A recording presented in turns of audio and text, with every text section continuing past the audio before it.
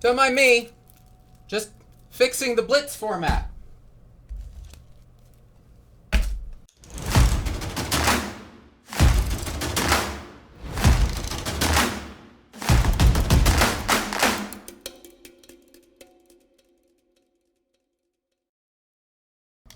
I've tried this 4 times now under the 5-minute timer, and I just can't do it. So we're going to go 10.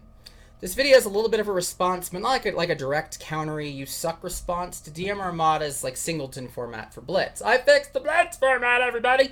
It's fine. I have no issues with something like that. However, it does bring up this whole idea that there's a lot of people talking about Blitz once again, and it's a trend of, once again, what's wrong with the Blitz format, and what do we take, what do we remove, what do we tweak in order to make this thing fun, playable, functional, tangible, all those things. Tangible is always a thing. Anyway, how do we basically make it so that way these things are garbage, but the Blitz format's at least fun? Not the first time we've had the conversation. Commoner removed all the big things, so that way at least the big stuff wasn't doing a heck of a lot of damage. Clash was a really cool format, which was another kind of code for like, let's get you the heck out of Blitz as quick as humanly possible. And now we have Singleton, and I know we have others. I'm sure that we have others. I've just missed them. But there's also always been the conversation around whether or not Blitz should be like a big competitive tournament format, and after, I don't remember who the heck it was, got themselves high rolled in like a top 8 or something like that, the answer was a pretty clear no, don't do it. It was even a pretty big point of conversation before the thing was even played. So I have to look at this and say, well, wait a second. Maybe, instead of looking at the Blitz format and finding out the tweaks and the little silly things that, could just be adjusted in order to make this thing fun, how about instead we see whether or not there's a problem in the foundation? And I'm going to argue that there's a problem in the foundation. And it's something that could be tweaked and fixed without actually screwing with the rules or screwing with errata or probably any of that. You just probably need to add a little bit more generic things to the card pool. So, here's my little thought. There's a problem with I get to play the game and you don't. And this is something that is more prevalent in arcane damage than anything else. Whenever you have, in any game, in any type of thing, whenever you have secondary damage or some sort of like secondary win condition, because that's kind of like a weird way, it always creates this weird, it creates kind of an odd imbalance. Mill, infect, whatever the hell else, some of the silly other mechanics that like you just win the game here, type of things. That you see like in Magic and other TCGs, it's this silly little variance of, all right, now I need to adjust kind of the synergies and all the stuff that I do because your synergies and the stuff that you do don't really give a shit about what I'm doing, but they can counter it all the same. And that sucks. It's one of the reasons that I hate Wizard with a passion, because it's both I play the game and you don't, and the ends. Kano is I do math for 10 minutes and I see if I win, and Icelander is, if I can make you not able to play the game enough, then I win. And that sucks. That's just bad. And every time the conversation regarding Blitz comes up, it's usually one of two things, which is the dominated turn 0 crippling crush thing from Bravo, which is just hilarious. And rarer than I think the internet really shows it, but it's funny nonetheless, and it's funny. And then 2, it's, we need to talk about the Blitz format, and then it's a big picture of Kano. What's up, Kano? And the only reason I don't think that Kano is actually living legend in Blitz is because people have a moral objection to playing him. I feel that's also probably the reason why Kano just doesn't have a lot in CC either, but on the same token, I think that's just so mentally exhausting for those big tournaments and whatnot that it's just, even the thought of it just straight up isn't fun. That's at least what I'm hoping. That's what I would gather from something like that. That's why, like, Kano is down the line on Living Legends with a whopping 48 points out of the needed 1,000 to retire him. But take a look at the top for a second, which is Starvo, which we don't talk about Starvo. Phenomenal video, by the way. You've got to check that one out. I forgot who did it because I'm terrible, but go look it up. We don't talk about Starvo, no, no, no. We don't talk about Starvo. And then you have Chain, you have Prism, you have Briar, you've got Oldham that sits there being a little bit of a spoiler, but like he's way low, and then you've got Icelander like shortly behind. And then down in the down in the Blitz, Living Legends, you've got Viserai who just boop, snuck himself in like within a set. Good job, Everfest. Way to keep that one rolling. Oldhim, because Oldhim things, kind of your outlier here, because just ice, but that's ice. It's still the people don't get to play the game thing. And then you have Icelander. Brown in the top 3. Ira, right below that, kind of cheats because she was in from the very beginning and there just wasn't a lot of ways to deal with her, so she was able to rack up a lot of points, but she hasn't really done crap lately. And then Kano is right under her. And again, the only reason I can only imagine that maybe there isn't that much more is just because of the moral objection that people have to playing him. But at the end of the day, there's still a trending outlier, which is you don't get to play the game.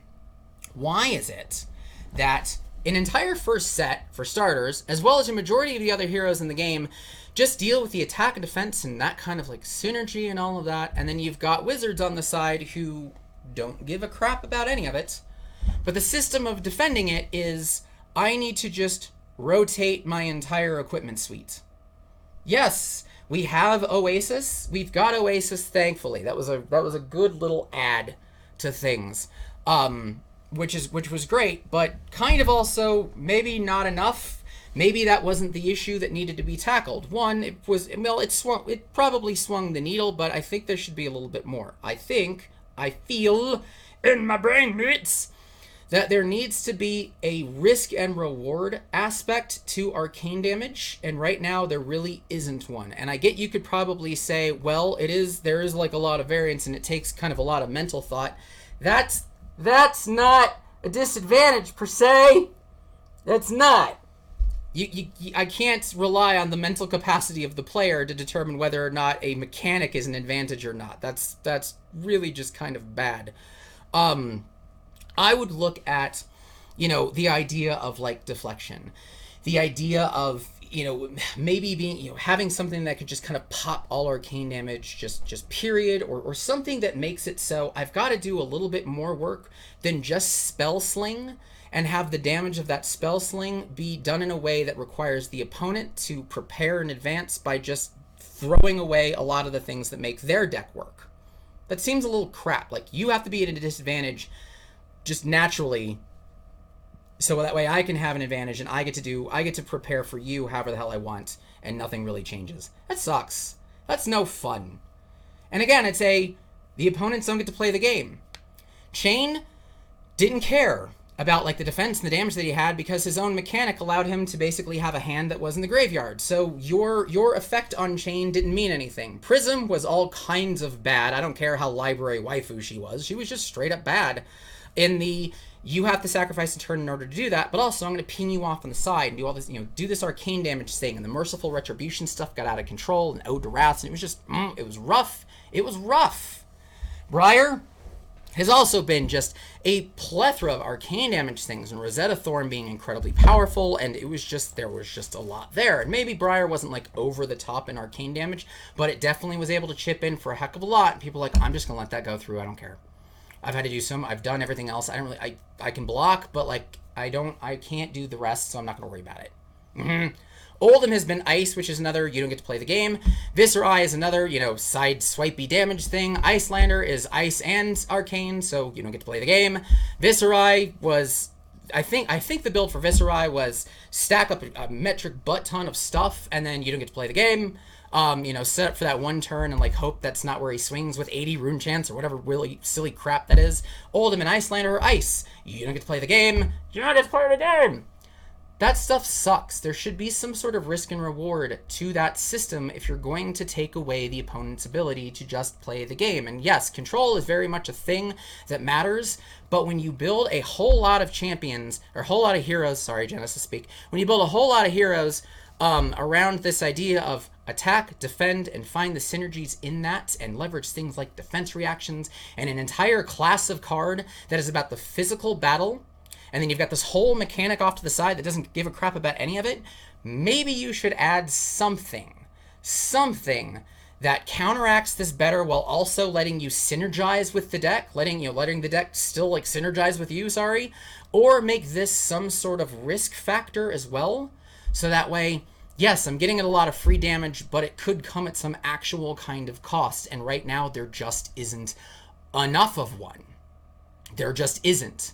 And I think this is why Blitz sucks so much the way that it does, is because those little I can't do anything, I can't play the game, I've got to screw my synergy up so that way I can counter your deck that does not have to make pretty much any adjustments. It just becomes a slippery slope too damn fast.